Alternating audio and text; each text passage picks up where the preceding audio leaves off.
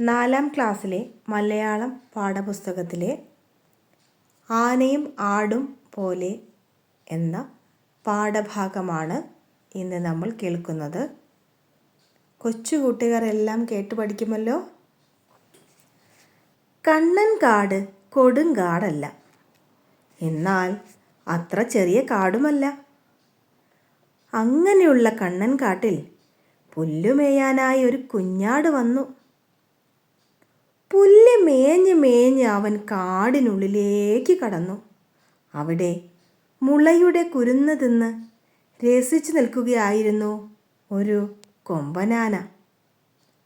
ആട് കൗതുകപൂർവം ആനയെ നോക്കി. അമ്പോ, എന്തൊരു വലിപ്പമാണ് ഈ ജീവിക്ക്! അമ്മ പറയുന്ന ആന എന്ന മൃഗം ഇതായിരിക്കും. വലുതിനെയും ചെറുതിനെയും കുറിച്ച് പറയുമ്പോൾ ആനയും ആടും പോലെ എന്ന് അമ്മ പറയുന്നത് എത്ര ശരിയാണ്. ആനയെ തന്നെ അങ്ങനെ നോക്കിക്കൊണ്ട് നിൽക്കുമ്പോൾ ആന ആടിനെ കണ്ടു. സാധാരണ കാണാറില്ലാത്ത ഒരു മൃഗത്തെ കണ്ടപ്പോൾ ആനയ്ക്ക് ഒരു രസം തോന്നി.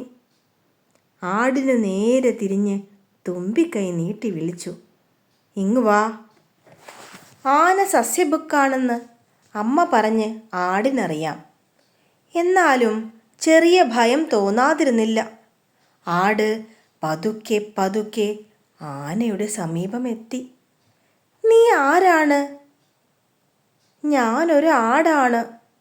ആടോ? ആഹാ, നീയാണ് ആടല്ലേ? നീ തീരെ ചെറുതാണല്ലോ. ഈ മൺതിട്ടയിലോട്ട് കയറി നിൽക്ക്, നിന്നെ ശരിക്കൊന്ന് കാണട്ടെ. ആടിനെ കളിയാക്കാനാണ് ആന അങ്ങനെ പറഞ്ഞത്. ആടിനത് മനസ്സിലായി.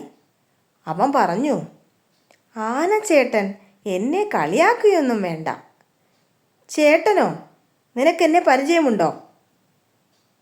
പരിചയമില്ലെങ്കിൽ എന്താ? സൗമ്യമായ സംഭാഷണമല്ലേ പരിചയമുണ്ടാക്കുന്നത്. നമ്മൾ രണ്ടും മൃഗങ്ങളാണ്. പിന്നെ ചേട്ടന് കുറേ തടിയുണ്ടെന്ന് മാത്രം. വലിപ്പമില്ലെങ്കിലും ഞാൻ അത്ര മോശക്കാരനല്ല. ആന ചിരിച്ചുകൊണ്ട് മറുപടി പറഞ്ഞു. ആനയും ആടും മൃഗങ്ങൾ തന്നെ. പക്ഷേ ഞാൻ എങ്ങനെ ഇരിക്കുന്നു, നീ എങ്ങനെ ഇരിക്കുന്നു? വെറുതെ വർത്തമാനം പറയാൻ സ്ഥലം വിട്ടോ. ഞാൻ വീമ്പ് പറയില്ല. വിഡ്ഢികളാണ് വീമ്പ് പറയുന്നത്. എൻ്റെ മിടുക്ക് ഞാൻ കാണിച്ചു തരാം. എന്ത്? ആന വിസ്മയിച്ചു. തമ്മിൽ ആർക്കാണ് മിടുക്ക് കൂടുതലെന്ന് ആന തലകുലുക്കി. അപ്പോൾ ആട് പറഞ്ഞു, ഈ കണ്ണങ്കാടിൻ്റെ ഓരത്ത് ഒരു കുന്നിൻ ചെരുവുണ്ട്. അവിടെ ഇറങ്ങിയാൽ കരിമ്പിൻ തോട്ടം കാണാം. അവിടെ കരിമ്പ് ധാരാളം. തോട്ടത്തിൻ്റെ വരമ്പിൽ പുല്ലും ആവശ്യം പോലെ. നമുക്ക് അങ്ങോട്ട് പോകാം. ചേട്ടന് കരിമ്പ് തിന്നാം, എനിക്ക് പുല്ലും. നീ എന്നെ പറ്റിക്കാനാണോ? കുറിയവരെ വിശ്വസിക്കരുതെന്നാണ് പറയുന്നത്. ഒരിക്കലും ഞാൻ ചേട്ടനെ വഞ്ചിക്കില്ല. ചേട്ടൻ വലിയ ആളല്ലേ. ഞാൻ തീരെ ചെറുതും. ആരെയും കളിയാക്കുന്ന സ്വഭാവവും എനിക്കില്ല. നമ്മളിൽ ആരാണ് ആദ്യം കരിമ്പിൻ തോട്ടത്തിലെത്തുക? അത്രമാത്രം. ആന സമ്മതിച്ചു. രണ്ടുപേരും കുന്നിൻ്റെ നെറുകയിലെത്തി. അങ്ങ് താഴെ കരിമ്പിൻ തോട്ടം കണ്ടു. ആട് പറഞ്ഞു, കരിമ്പിൻ തോട്ടം കണ്ടല്ലോ, ഇനി നമുക്ക് യാത്ര തിരിക്കാം. ആദ്യം എത്തുന്ന ആൾ ജയിച്ചെന്ന് സമ്മതിക്കണം. ആന പന്തയം ഉറപ്പിച്ചു. ഇരുവരും യാത്ര തിരിച്ചു. വലിയ ശരീരമുള്ള ആനയ്ക്ക് ചരിവിലൂടെ പതുക്കെ പതുക്കെയല്ലേ ഇറങ്ങാൻ കഴിയൂ. ഓരോ ചുവടും ഉറപ്പിച്ചു വേണം അടുത്ത ചുവട് വയ്ക്കാൻ.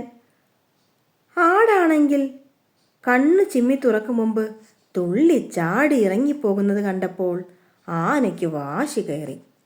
അവനും വേഗം വേഗം കാൽ വയ്ക്കാൻ തുടങ്ങി. 1-2 ചുവടുകൾ വച്ചതേ ഉള്ളൂ.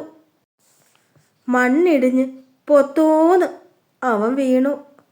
അടുത്തു നിന്നിരുന്ന മരങ്ങളിൽ വയറു തടഞ്ഞതുകൊണ്ട് ഉരുണ്ട് താഴേക്ക് പോയില്ല. എന്നാലും വീണിടത്ത് നിന്ന് എഴുന്നേൽക്കാനായില്ല. ആട് താഴെ ചെന്നു മുകളിലേക്ക് നോക്കി. ആന വീണ് കിടക്കുന്നത് കണ്ടു. അവൻ ഒറ്റ കുതിപ്പിന് ആനയുടെ അടുത്തെത്തി. ആന നാണിച്ച് ആടിനെ നോക്കി. ആട് ആനയെ സമാധാനിപ്പിച്ചു പറഞ്ഞു, ചേട്ടനെ ഞാൻ രക്ഷപ്പെടുത്താം. അടുത്തു നിന്നിരുന്ന ആൽമരത്തിൽ തൂങ്ങിക്കിടന്നിരുന്ന വള്ളികൾ കൂട്ടിപ്പിണച്ച് ആട് ആനയുടെ അടുത്തെത്തിച്ചു. ആന ആ വള്ളിയിൽ തുമ്പിക്കൈ കൊണ്ട് പിടിച്ച് എളുപ്പത്തിൽ എഴുന്നേറ്റു. ആന തളർന്നു പോയിരുന്നു. ആട് കുറേ ഇലകൾ സംഭരിച്ച് ആനയ്ക്ക് തിന്നാൻ കൊടുത്തു. അത് തിന്നപ്പോൾ ആനയുടെ വേദനയെല്ലാം പോയി. ആനയുടെ കണ്ണുകൾ നിറഞ്ഞിരുന്നു. ആടിനെ കളിയാക്കിയത് തെറ്റായി എന്ന് ആനയ്ക്ക് തോന്നി. ശരീരം ചെറുതാണെങ്കിലും ആടിൻ്റെ മൈത്രി എത്ര വലുതാണെന്ന് ആന ചിന്തിച്ചു. ഒരാൾക്ക് ദുഃഖം വരുമ്പോൾ അയാളെ സഹായിക്കുന്നതാണ് ഏറ്റവും വലിയ സ്നേഹം എന്ന് ആന പഠിച്ചു. അന്ന് തൊട്ട് ആനയും ആടും പിരിയാത്ത കൂട്ടുകാരായി. ഒരാൾക്ക് ദുഃഖം വരുമ്പോൾ അയാളെ സഹായിക്കുന്നതാണ് ഏറ്റവും വലിയ സ്നേഹം എന്നാണ് ഈ പാഠഭാഗത്തിൽ എടുത്തു പറയുന്നത്. അപ്പോൾ കൂട്ടുകാരെല്ലാവരും ഈ പാഠഭാഗം കേട്ട് പഠിക്കുക, നന്നായി പഠിക്കുക. മറ്റൊരു പാഠഭാഗവുമായി നമുക്ക് വീണ്ടും കാണാം. നന്ദി.